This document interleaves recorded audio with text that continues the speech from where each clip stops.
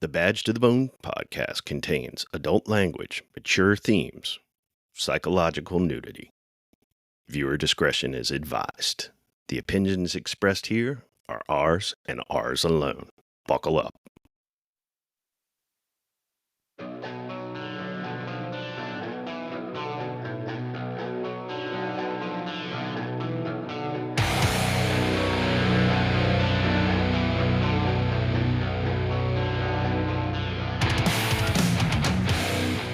All right, welcome back to Badge of the Bone podcast. I'm Denny. I'm Al. And now we got another episode. We do. I think this one's going to be kind of cool. I think it's going to be a lot of fun. All right. I'm giving up on society, up on my family, up on your social disease. I'm giving up on the industry, up on democracy. Done with all your...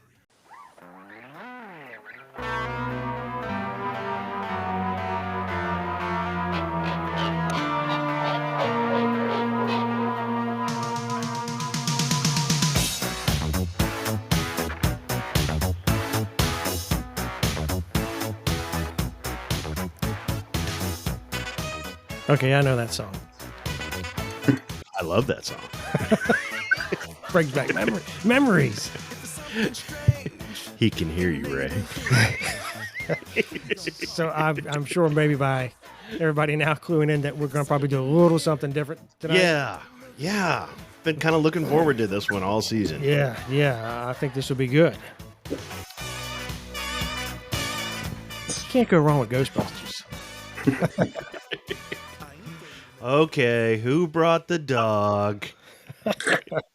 Good stuff. Well, yeah, so you're right. Tonight we're going to do something very different. We are going to talk about something that is near and dear to me. I have been fascinated, absolutely fascinated with paranormal stuff since I was probably 9 or 10 years old. Love it. Well, I think it's interesting stuff. I mean, I get a kick out of some of the paranormal shows, and Yeah, there's a lot of cheesiness out there, though. there's a little bit. There's some good stuff. There's some that I like, and some that I don't watch at all. But part of why I wanted to do this was because this is something that because Denny and I do have lives outside of this shed. Probably not very much of one, but some semblance. But I have been involved in paranormal research and actual research where the sciencey, boring people that no one wants to hang out with or do a TV show about. But because I've always been fascinated with it, and so you mix that. I've been doing that now for 17 years. But you mix that with law enforcement, first responders. Right. We see a lot of shit. Sure. We don't always talk about it. Right. No, that's true. But we see some weird shit. And there's more than a couple cops I know that have encountered some strange stuff on duty. But Al, I mean, what kind of weird shit are you talking about? You could accept the fact that this city is headed for a disaster of biblical proportion. What do you mean, biblical? What he means is Old Testament, Mr. Yes. Mayor. Real wrath of God type stuff. Exactly. Fire and brimstone coming down from the skies. Rivers and seas boiling. 40 years of darkness, earthquakes, volcanoes. The dead rising from the grave. Human sacrifice. Dogs and cats living together. Mass hysteria. Yeah. So we're talking about dogs and cats living together. Strange stuff. Yeah. We see it. So I have a good buddy of mine who I've been itching to get on the show to talk about this kind of stuff. Yeah. We've talked about it a lot. Because not only do we do that kind of stuff together, go out and look for strange stuff, he has actually encountered this on duty. And not only has he encountered this stuff on duty, he wrote a book about it. All right. So he wrote a book called Policing the Paranormal. and it's been out for a little while. If you haven't read it and you're looking for something lighter than some of the other books that we have recommended, but thoroughly enjoyable, you should give it a look. So, without further ado, I'm going to introduce you guys to Paul Hope, the author of Policing the Paranormal, and he is also still an active LEO. Nice. Hey, Paul, welcome to Badge of the Bone. Hey, how you doing, guys? Appreciate you inviting me on the show. Yeah, absolutely. I got to apologize in advance for my voice. It's kind of coming and going. I've got a little congestion. Spent the whole weekend moving my kid down in South Carolina, and it was a fun ordeal, but didn't get a whole lot of rest. So kind of still recovering from that trip. But yeah, it's great to have you here. I appreciate it. And so, Paul, some of the listeners are probably going to notice that you do not sound like you are from rural Virginia. Yeah, I was going to ask. No. So, why don't you tell us a little bit about yourself? All right. Well, I was born and raised on a little island off the coast of Great Britain called the Isle of Man. It's in between Great Britain and Ireland. So basically, if you took a boat from Liverpool, England, to Belfast, Northern Ireland, you'd hit a rock in the middle that's called the Isle of Man. It's actually its own little country, but it's only about 28 miles long by about 15 wide. So, yeah. But that's where my accent comes from. I came over to the States when I was 21. That sounds kind of like a badass name for a place. Isle of Man. Yeah. I picture, gladiators there and giants and welcome to Isle of Man. I think it's a little quieter than that. I'm sure it probably is, but it just sounds awesome. Yeah. So, it was, you came over when you were 21. Yep. Yes, I did. Married an American girl and came over as 21, and then soon after that joined the U.S. military. All right, And, what branch? U.S. Army. Okay, very good. Yeah, Thank you for your service. I appreciate it. So, You betcha. and yeah, did my 4-year enlistment in the Army, and then I got out and became a police officer. So, how long have you been on the job total? Well, I started in law enforcement in 2001, but I took a 8.5-year break, and that's when I went over to Afghanistan doing the security contract and stuff, and stayed over there for 6.5 years. I was out of law enforcement altogether for just over 8 years, and then somehow found my way back into being a cop. So I got about 14, 15 years under my belt right now. Nice. Yep. So, at some point in your career, you ran across the stuff that we're talking about. Strange things, unexplainable things. You ran across this on the job, and you ran across it enough that you decided to write a book about it. I did, yeah. In 2001, I got out of the Army. I got hired on with Virginia Capitol Police in downtown Richmond. Just got out of the Army, you take first job that comes along, right? So I actually enjoyed it for a couple of years. It was a good introduction into law enforcement. But as you know, Virginia Capitol, very historic.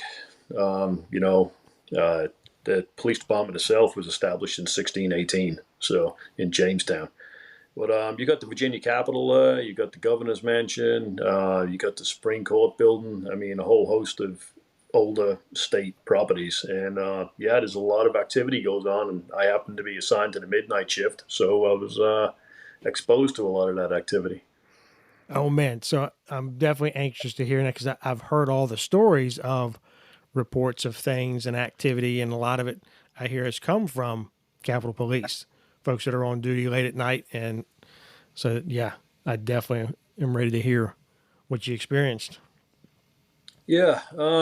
Well, I mean, coming from where I grew up, it's a Celtic culture, so we got a lot of introduction at a very early age into folklore and the supernatural type stuff and everything. So it wasn't exactly a newcomer to it. And for anyone who reads my book, the first chapter is about experiences that happened to me and people I know back on the Isle of Man.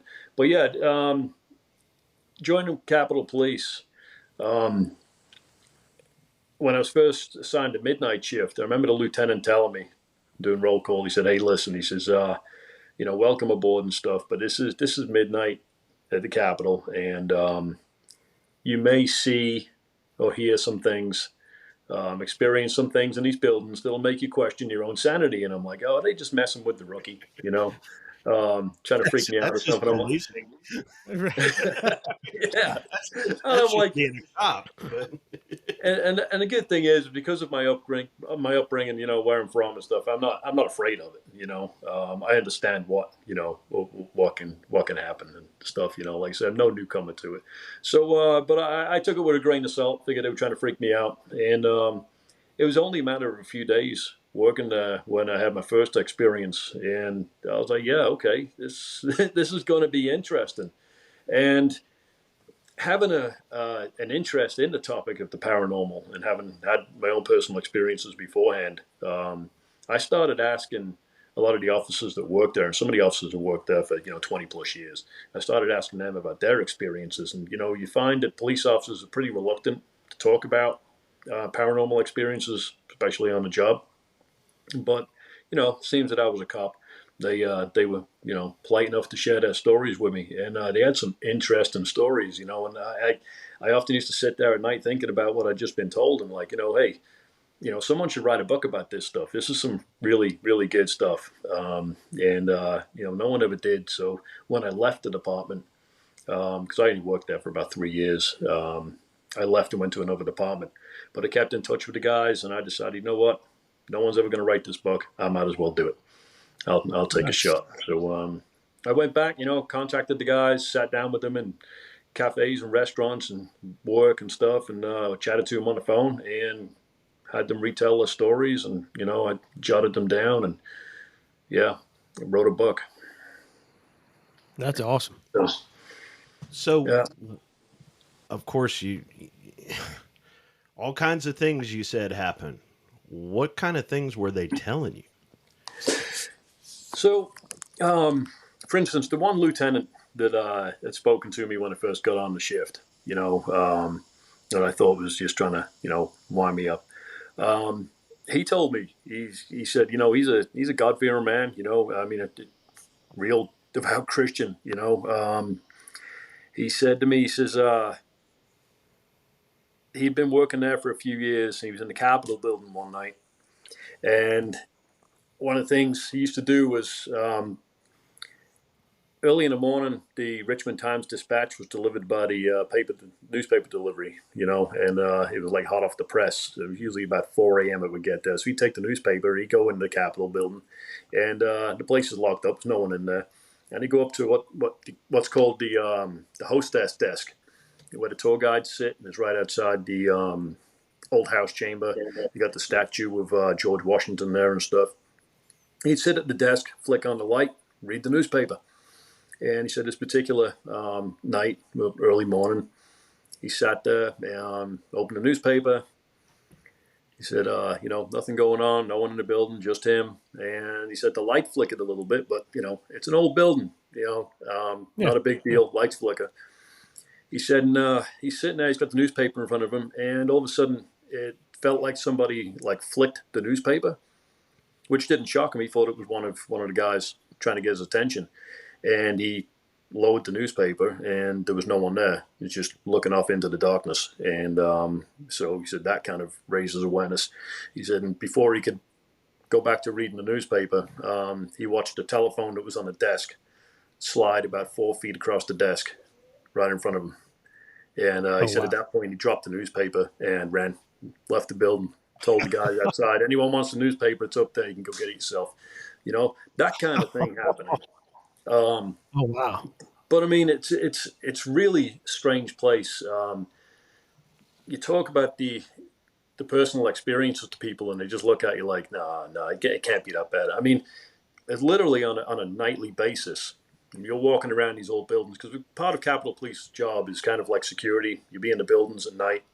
You walk around the buildings. You check them. Back when I worked there, the Capitol building, this was before the renovations, had a really terrible, fire detection system and stuff like that. So they had an officer in there all night just to make sure the place didn't burn down. So you'd be in there on your own, and you're walking around, and you hear footsteps walking up hallways. You hear doors closing. I've heard voices inside the old Senate chamber, 2 o'clock in the morning. Place is locked up. It's pitch black. And I hear a bunch of voices. I mean, loud. Like they're having a meeting in there. And I go up to the door, unlock the door, open it. It's pitch black in there. Flick on the flashlight, and then I flick on all the light switches. There's no one in there, not a soul in there. I search the place thinking, you know what, is there a radio on or something in here? Right. I'm looking for reasons. I'm trying to, figure it out in my own head, what's going on. And I even went out on the south portico to the front to check if there was anyone outside. Maybe the voices were, coming in through a window, whatever. There was no one around. There's no explanation for it. But I heard several voices like they were having a meeting in that room. Well, no politicians are working late, so Yeah. they're not there. Yeah, you're right there.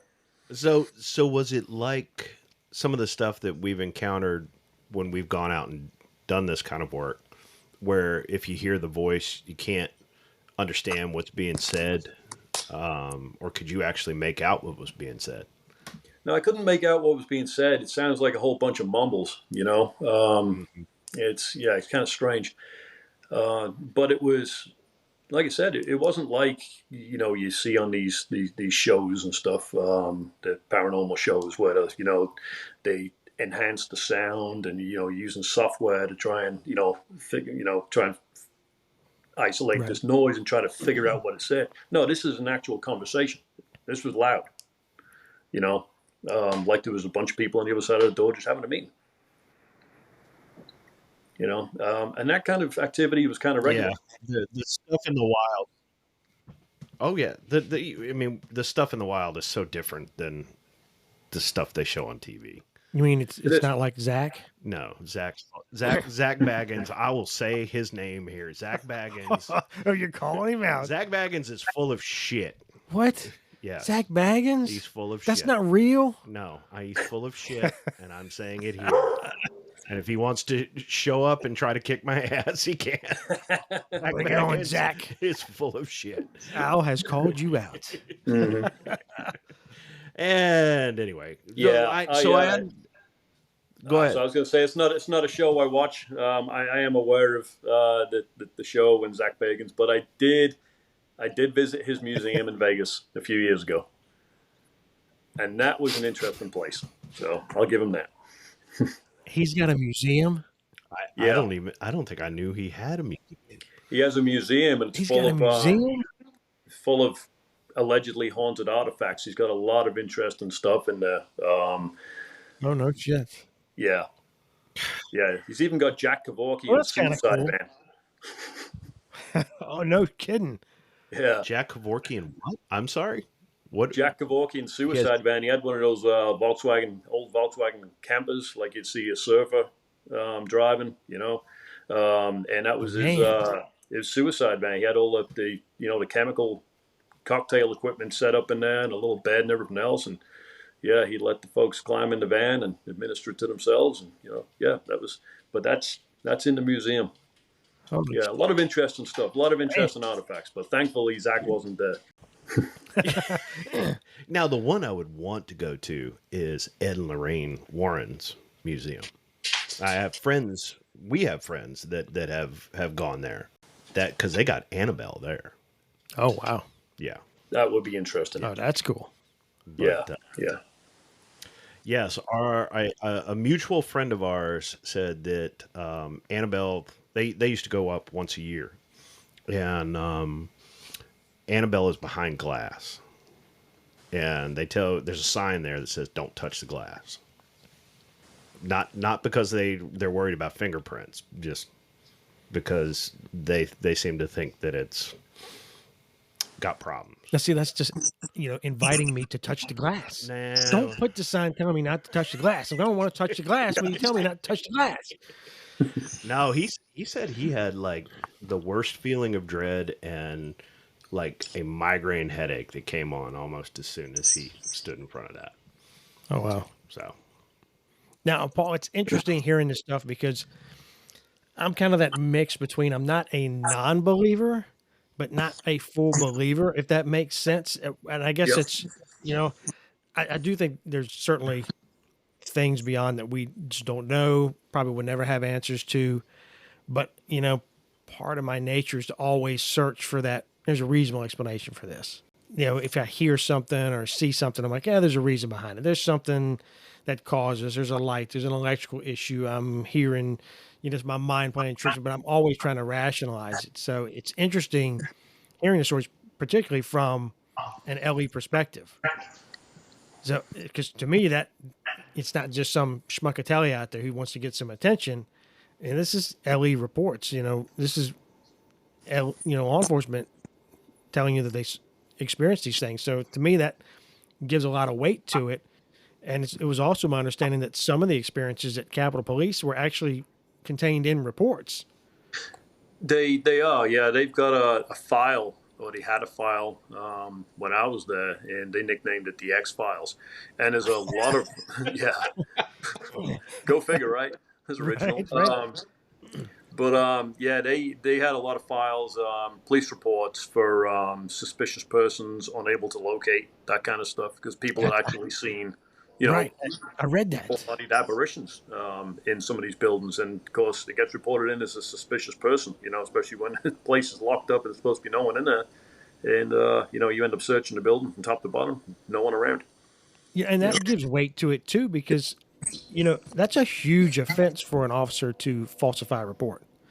Absolutely, yeah, and and one of the reasons I wrote the book, about police officers' experiences is because, like I said, most of the police officers I spoke to, if not all, and including myself, we're skeptics. I'm skeptical Right. all the time. I mean, I honestly believe that most of the stuff you see on TV and everything is just, it's BS, and I think I'm a rational person. I always try to rationalize stuff. Like I said, when I heard the voices in the old Senate chamber, I tried to rationalize it. I looked for every reason that could possibly be voices in there. Radio left on or something. I went outside under the portico, checked if there's anyone hanging around. Maybe his voice is coming through vents and stuff like that. Nope. Place is empty. There's no one around. That's just wild. Yeah. But we do that, and you can almost like rationalize it so much that you just ignore it.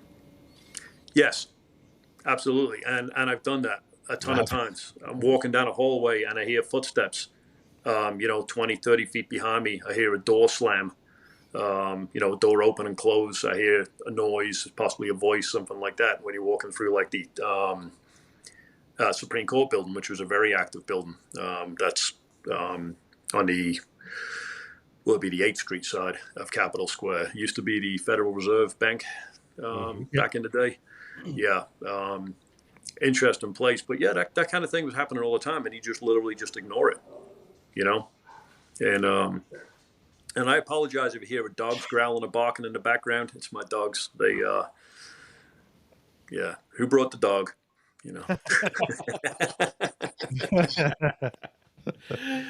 So you said the Supreme Court building, and I remember hearing that was probably one of the most active places in the Capitol complex. It was.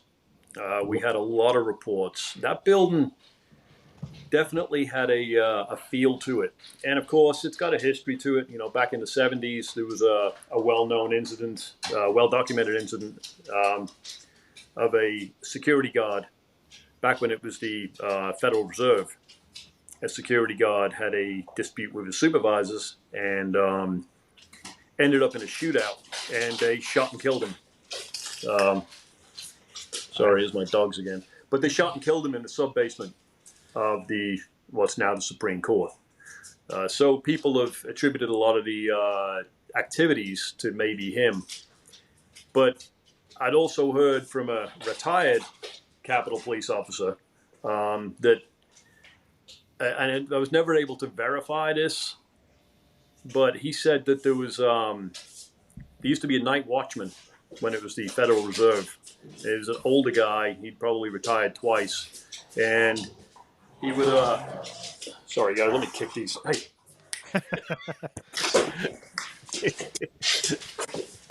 Yeah, home alone, no one to look after the pets. I'm babysitting. So, but yeah, this older guy, he was the night watchman, and he'd just walk around the building at night, smoking a cigar, and checking the doors and stuff. And apparently, his relief came in the morning, and he was dead in his chair. He died, natural causes. And for years after that, people would report seeing him, maybe still walking his rounds. They'd also report smelling cigar smoke, which that's one of the things I experienced one night in there alone. Was I felt like someone had walked past me, and I got this really strong whiff of cigar smoke, like someone had just blown cigar smoke in my face. And of course, I tried to rationalize it. I started going in all the offices and stuff, and checking if maybe a judge had left a cigar burning in an ashtray or something. There was nothing. There was no reason for it. So, what was the absolute strangest thing that you either experienced or you got told as part of your research? Well, I'd say I don't know about strange, but the creepiest one that always gets everyone's attention, and people always ask me to recant it to them, was we had, for a while there, for a few years, they had these security guards that worked there as well. They were called support officers, and there was a young girl in particular, and she used to get put in the Supreme Court building overnight. That was her building on night shift, and she'd worked there for months and not had a problem. And this one night, I remember I was working over at the governor's mansion, and I heard her come on the radio in a panic. And some of the guys went down there to see what was going on. And what had happened was she had been on the 6th floor of the Supreme Court building. Place is locked up, alarms on all the doors. She's the only one in there. There's a surveillance system, everything else.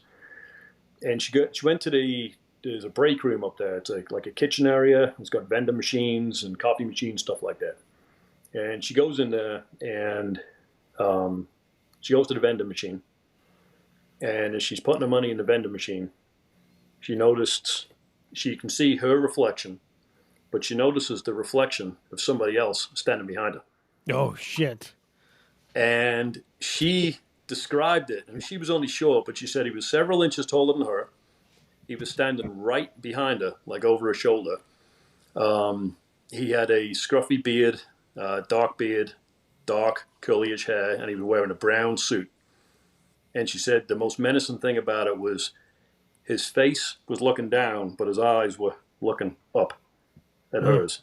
And she just remembers his stare in this reflection, which, is enough to make anyone freeze. And she said she froze there for a second. And then she said he either touched her on the back of the neck or he blew on her, but she got a really ice cold sensation on the neck.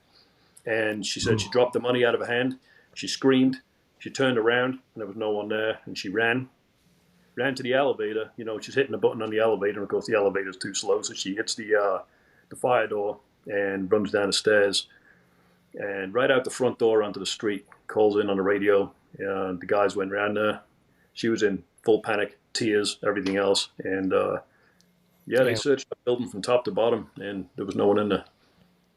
Meanwhile, the apparition was getting a candy bar at the machine. Maybe. Yeah, she told him right there. She's like, I'm not going back in the building again. You can fire me if you want, but I'm not going back in there. And they ended up assigning her to another building. Oh, wow. That's pretty creepy. Yeah. Well, that the Capitol, it's complex itself, right? Not Capitol Police, not the governor, but the administrative whatnot. They, because didn't you guys cover like some of the other State Department buildings that are adjacent to the Capitol? Yeah, there's like there's a few state office buildings around outside of the Capitol Square itself and surrounding the Capitol Square. They even had like jurisdiction over there, the DMV on DMV Drive over by the Science Museum and stuff. But yeah, around Capitol Square, it was the Supreme Court building, the Pocahontas building down on Bank Street, and several buildings down on the other side of Governor's Street. It, Yeah, and I learned that some of those buildings also have stuff going on in them. they Reported, do. They and do. that part of why the Capitol kind of keeps this quiet, because our organization was supposed to go into one of these offices at some point, and I'm not going to say which department or which office, but it came back. No, it's a human resources issue. What? Yeah, Human resources. I did issue. not know that something that you can't prove is actually a human resources issue, but it is. Okay. And so if somebody found out that the building was quote unquote haunted, they could make some sort of HR complaint to be reassigned or have, you know what I'm saying? I guess I get if you present evidence to, you'll never be able to prove or fully disprove, but you could provide evidence that would corroborate claims. Then I guess I could see where an employee would go, you know what? I've been experiencing strange shit here and it's freaking me out. And this group came in here and they saw the same shit and they got it on recording. Get me the fuck out of here. And then they have to claim it. You're going to have to transfer my ass. Yeah, the state takes it seriously, doesn't it? they do. None of the tour guides were allowed to talk about any of the ghost stories of the Capitol, the governor's mansion, shit. or anything. Yeah, they were Tour guides forbidden. can't talk about it? Right, and they were asked all the time by visitors because it's there's a lot of stories outside of my book. There was a lot of stories, stemming from the Capitol, the governor's mansion, and stuff. So tourists would ask all the time on these tours, ask the guides, well, what about the ghost? And I'm sorry, we're not allowed to talk about that. And they would just politely decline. And I did not. I know tried to. I didn't either. That's crazy. Yeah, I tried to get Alan's group, well, the group that me and Alan are with. But back in the day before I was with the group, I tried to get Alan's group permission to conduct an investigation in the governor's mansion and the Capitol building. And of course, state police protects the governor through executive protection unit. So they were like, no. And the Capitol, because it's still a working, seat of government, where the legislators meet for General Assembly and stuff, they were like, we're not having anyone in here with any kind of recording equipment or anything like that. So, no, it was shut down. Damn. Mm-hmm. Yeah. Oh, yeah, that was some years back. Huh. Yeah. Now, the governor's mansion, since you hit on that has plenty of stuff. And I know that wasn't part of Capitol Police responsibility. That's VSP, but... Well, the governor was VSP. When the governor's traveling, he has his state police executive protection unit, but the building itself falls under the jurisdiction of Capitol Police. When the governor's at home in the mansion at night, VSP goes home, Capitol Police babysits. Oh, wow. Oh, Okay. I didn't know that. Yeah, so it's both of their responsibility, but the governor himself and of course the first family are the primary responsibility of the Virginia State Police. Yeah, And I know that building has a lot of reports. it does. In fact, all the incoming governors and their families are briefed on it because they have a lot of I say poltergeist activity. They've had a lot of reports of everything from, doors slamming, voices, stuff like that, to objects being thrown around. I've had a door slam on me. One of the ladies that used to work there, possibly still does, one of the cleaning staff, she had an ice scoop thrown at her across the kitchen. Flew right out of the ice machine and came out and no one else was in there. She was also upstairs replacing shower curtains. She said she was stood in the bathtub replacing shower curtains. and she heard someone yell a name. So she thought it was one of the other guys that works there, Tootie. And this was early in the morning, and they were actually getting the place ready for an incoming governor and first family. And she thought it was Tootie, the other guy that worked there, so she didn't think anything of it. And then she got out of the bathroom, whatever, and went downstairs, and then Tootie's car pulls up in front of the mansion. She's like, "Wait a minute." So she asked him, like, "Did you leave or something?" He's like, "No, I just arrived." It's like, I wasn't. She was like, "Somebody yelled my name in there." He's like, "No, it wasn't me." And of course, there was no one else in there. They checked the surveillance systems, everything else, there was no one. But she said just another event in the governor's mansion, and that kind of thing is pretty common. I mean, people have seen apparitions. I know at least a couple of the officers, the Capitol Police, saw the apparition of a female in the mirror halfway up the stairs. There's been several reports of seeing her looking out the window, but there's also been reports of a male ghost in there as well, dressed in a what looks like a tux, but you think it's probably the old butler. Oh wow! Wearing the black and white uniform, it looks like a tuxedo type thing. That's crazy. Yeah. Well, I know at least one governor has gone on record about it, but I gotta ask, what was the reaction of the governors that we've had during your tenure or since then to this kind of stuff? So I was never there during the briefing by the state police protection team, but we often see the governors in the mansion, and we'd always joke around with them, like if they're like, "Hey, I can't find something, has anyone seen it?" We're like, "It's probably the ghost. Ghost probably moved it," and they just laugh, like, because it's probably true. But yeah, I mean, but they're all aware of it. I don't think anyone really likes staying in that building on their own. So. No, I don't think our current governor stays there much at all.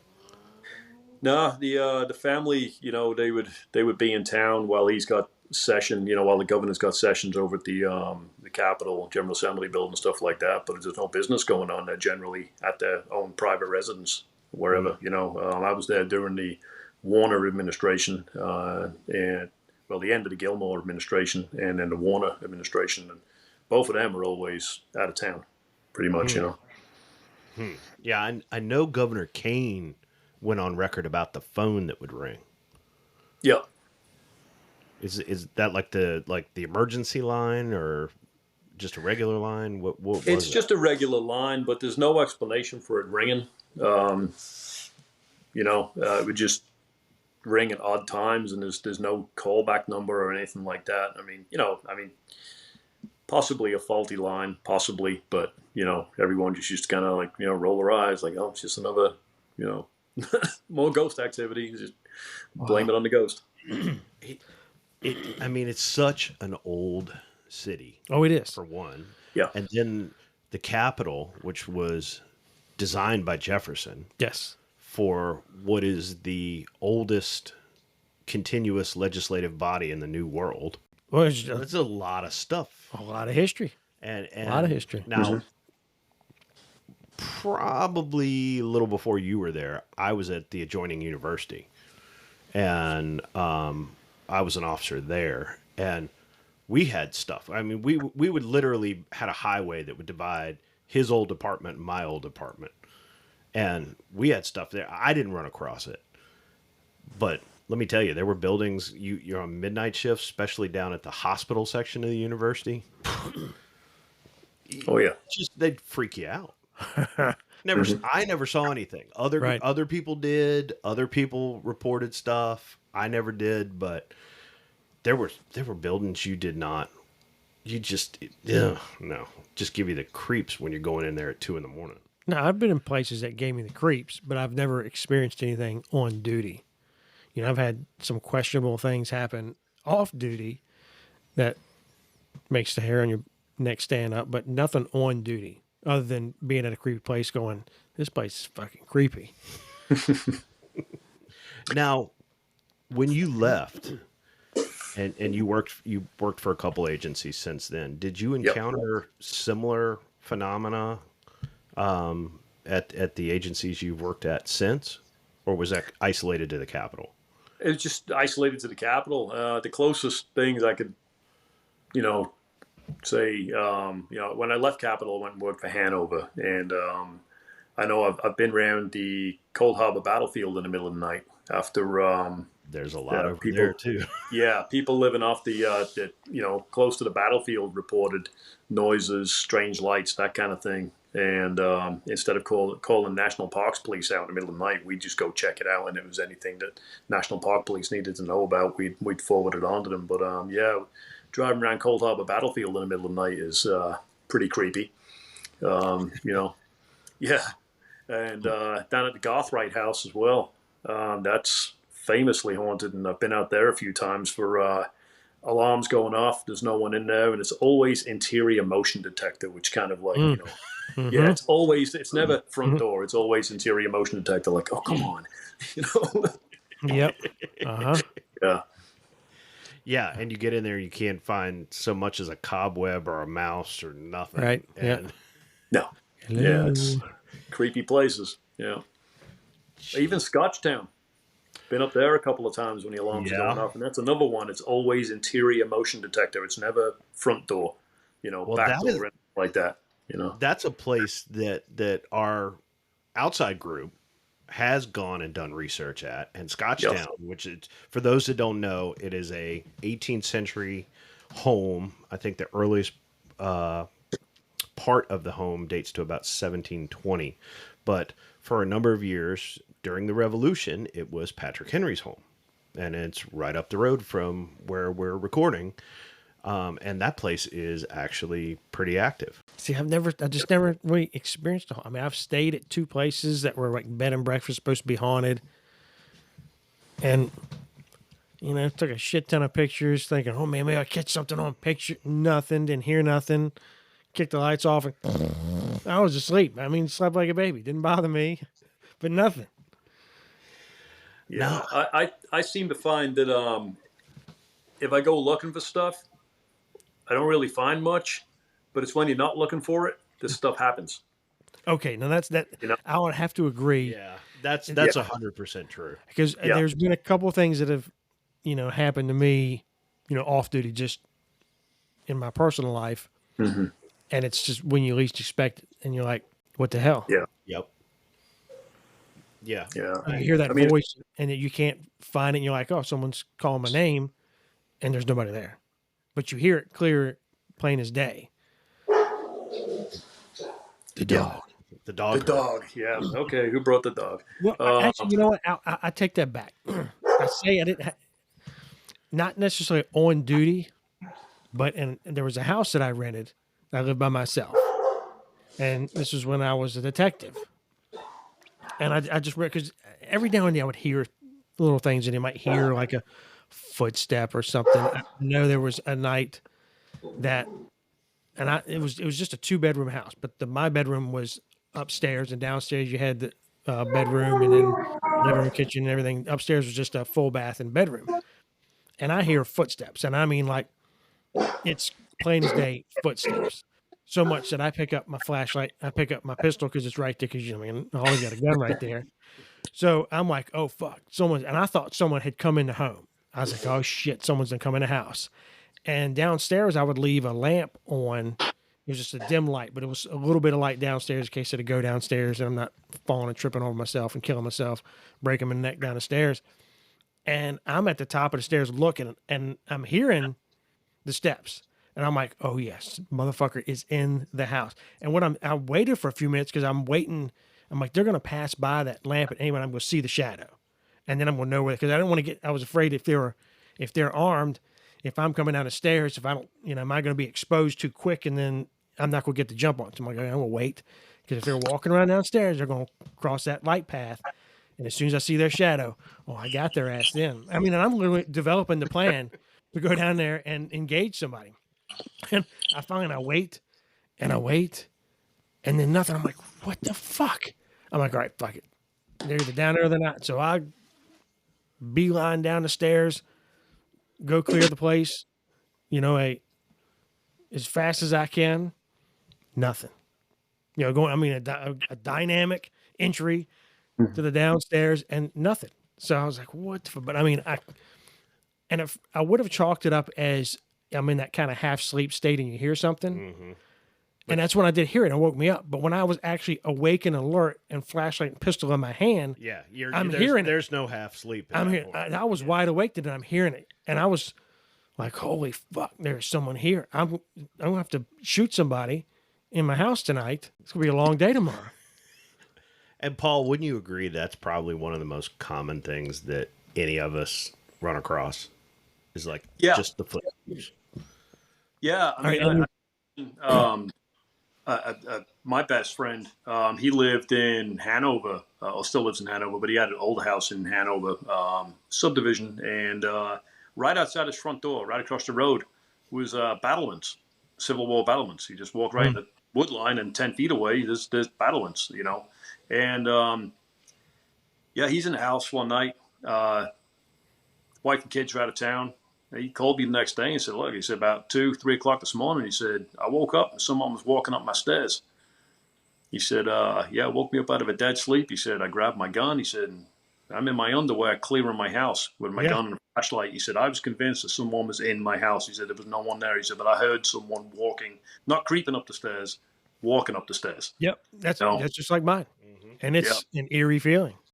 Well, Paul, you talked about growing up on the Isle of Man and that kind of that Celtic tradition, the Celtic lore, which if any of the listeners know anything about that, there's a lot of supernatural with that.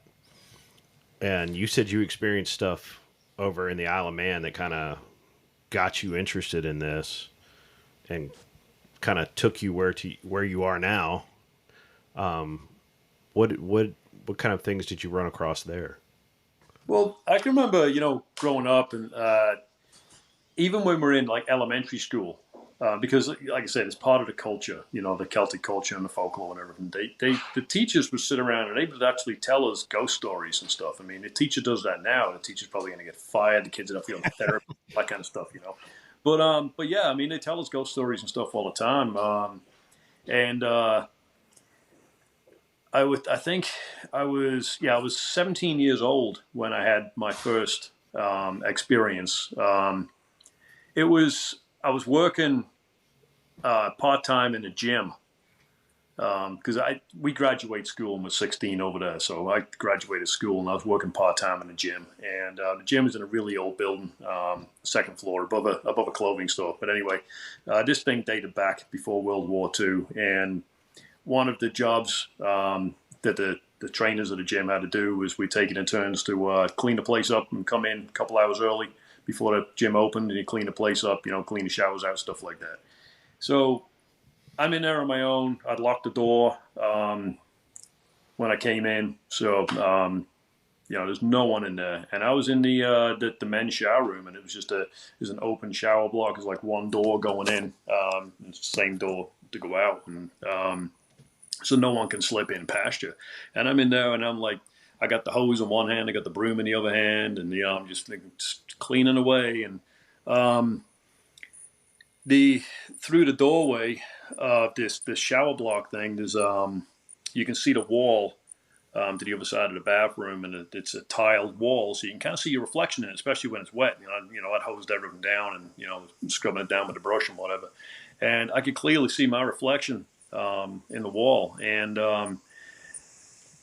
there was somebody else standing behind me. And so it was time to go. Yeah, it was more than a silhouette. It was, I could see some features, but I couldn't clearly see the facial features. But it was standing right behind me.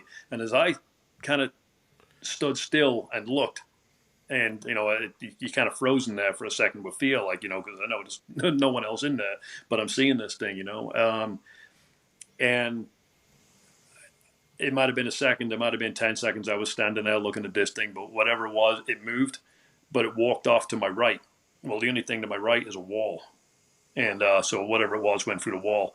I dropped the broom, everything out of my hands, and I ran, and that scared the life out of me. So I'm standing outside the front door in the street, when the boss shows up, probably good 30 minutes later, he says, "What are you doing outside?" I said, "I'm not going back in there on my own." He's like, "Oh, you too, huh?" I'm like, "What?" He's like, "Yeah." He says, "Several people have seen it." I'm like, "What are you talking about?" He said, "The ghost."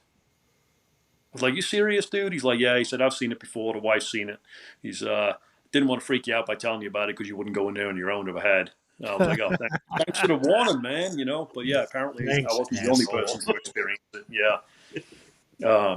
Damn. But yeah, that thing, don't know the backstory to it. Don't know why the place is haunted. It's just an old building. But yeah, we'd hear again footsteps, voices, things banging around, that kind of thing, and occasionally it would show itself. I only ever seen it Yeah. one time. Well, and you touched on something right there. Mm-hmm. I don't know what it was. Right. And that's one of the things that I like about Paul, and I like about the organization that Paul and I work with, and the people in it, is nobody's sitting there going, "It's this." You turn on Travel Channel with the plethora of ghost shows that they have, and they go, "Oh no, it's this, and here's why." And it's Dead Uncle Fred, and Dead Uncle Fred is back because of it's nonsense, because you don't know. We don't know what Sure. any of this stuff is. It just is. Right. Yeah. No, it's always a guess. But I think people like to put a name to it, or try to kind of hypothesize who it could be. We use the term ghost. Right. So Paul, what do you think? Um, so I think we're a long way away from understanding everything that happens in our world. I think there's a lot of stuff that we simply just cannot comprehend, and the answers are out there. I think the science is incomplete. We know that, and one day hopefully we'll get an answer. But right now I think we're on the right track. We're trying to find the answers, but I think there's a lot of stuff that we just can't comprehend. It's you know can science explain everything? Uh, Not sure, not convinced. And what is science? Just a whole bunch of theories, right? It's true. At least for a while, yeah. At least for a while, yeah. So, yeah, just trying to understand it, just trying to figure it out. That's all we can do. No, and I think that we in our professions, whether it's law enforcement, it's fire, it's EMS, anything in the first responder community, we're kind of in a unique position to really see this stuff, experience this stuff Yeah. when it happens. Now, whether or not we talk about it, And I think we're probably skeptics by nature. yeah, I think that just by the nature of what we do, you're skeptical. And like I said earlier, not a non-believer, not a believer, I want to be skeptical. But when you hear these stories, and Paul, when I hear you talking about the things that you've seen and all the people around you've seen, and then just a few things that I've had happen to me, it's like there's got to be something that we just don't know what it is. We just don't have anything that can explain it right now. Right. Well, Paul, how can somebody get a copy of your book? Barnes and Noble, Books a Million, all the major booksellers, Amazon. Amazon's got usually, a handful of copies. So, but yeah, it's available. You can get it. I see it in Barnes and Noble all the time, and anyone who's ever written a book will probably say the same thing. When you go in a bookstore, you look for your own book just to make sure it's there, So, so I know it's a Barnes and Noble. Well, again, the book is Policing the Paranormal by our guest, Paul Hope, from his time at the Virginia Capitol Police, and he's still active LE. Paul, thank you. Thank you very much for joining us tonight. Appreciate your time. Always good to talk to you, my friend. Yeah, I appreciate you guys having me join. Thanks for coming on. It's definitely you're going to get another sale for your book, because now I'm going to have to get it and read it. So I definitely want to hear the rest of the stories, particularly around the Capitol. But yeah, thanks so much for coming on. Anytime. Appreciate it. Thank you. Take care, Paul. You too. Take care. Thanks. So I'm glad we got to do that. Yeah, that was a lot of fun. Yeah, a little something different. Oh, yeah, we needed a little A something little different. ghost stories by the campfire. Yeah, something seasonal. And we needed to lighten up a little bit. Yeah, it's been pretty heavy lately. We've had a lot of stuff. So, little trivia about Paul is there's a show, and I can't remember if it's on Discovery or it's Travel Channel, but it's easy to find, and it's called Paranormal 911. Okay, yep. I think And- I've seen that. Yeah, and it's one of the few of the ghost shows that I actually enjoy. Right, right. Because it's one of those, like, it's not Zach Bagans jumping around like Sure. like an idiot. But it's all focused on Ellie and first responders. Okay, yep. And it's just them telling things they encountered Oh, see, that's cool. on duty. And so Paul's experience at the state capitol and his book were season 1, episode 1 of that series. Oh, no shit. I'll have to see if I can find it on, like, Netflix or something. Yeah, they do, like, the Discovery Channel reenactments. Okay, and yep. It's really stylized and shit. Oh, of but, course. It's it's TV. like, ooh, it's so scary, but it was cool. Yeah. It was cool to see Paul on that. It was cool to see, our area on that. So, but yeah, if you're interested in that kind of stuff, check it out. Yeah, I'll definitely check that out. It's pretty cool. Yeah. I like all the stories about the Capitol, and there's a ton of them. Oh God, I mean, and I eat this stuff up. I know you do. I eat this shit up. But you know what? I'm going to take it back to our central message of wellness, right? And you're like, how the fuck are you You're going gonna to do tie that? this shit in.